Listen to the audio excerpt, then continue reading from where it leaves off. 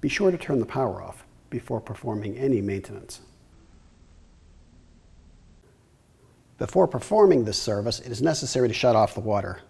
Find the saddle valve, turn it clockwise until it stops.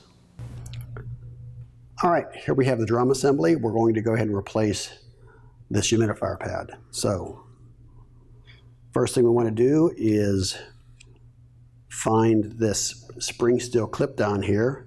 We're going to squeeze it together and slide it off of the shaft. So there's the old one. We're going to hang on to this. It does come with the pad. There's a new one of these included, but just in case we lose it during reassembly, we'll have a spare. So let's hang on to that for now. All right, now we need to take the drum assembly apart. We're going to slide one of the drum halves off. There we are.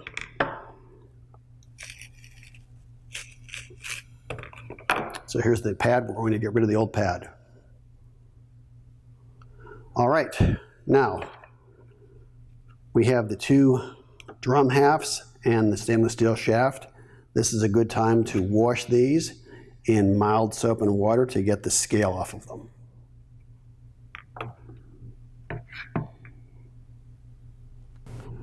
All right, now that these are clean, we're going to go ahead and get the new pad in here and slide it onto one of the halves. We're going to use the one with a shaft on it just for the heck of it. Slide it onto that half, and I'll take the other half and slide it together.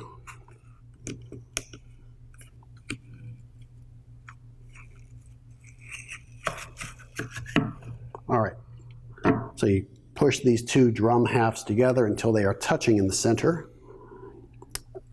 Now, the other thing to look for before we put the spring steel clip back on here is this is the stainless steel shaft. There's a crimped end here. There's another crimped part of that shaft down low, and it inserts into a little notch in the drum half. So that needs to be slid in there. So we're going to make sure that that stays in position. Squeeze these together, and we're going to get our spring steel clip and slide it on here.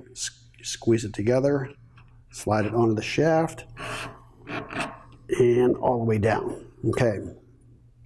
Now the purpose of that spring steel clip is to keep the two halves together. So it's in position, everything looks good. When you put this back inside of the humidifier, this part here that has the crimped end goes into the motor, and the part that's smooth goes away from the motor. I'm your host, Jay. Thank you for watching.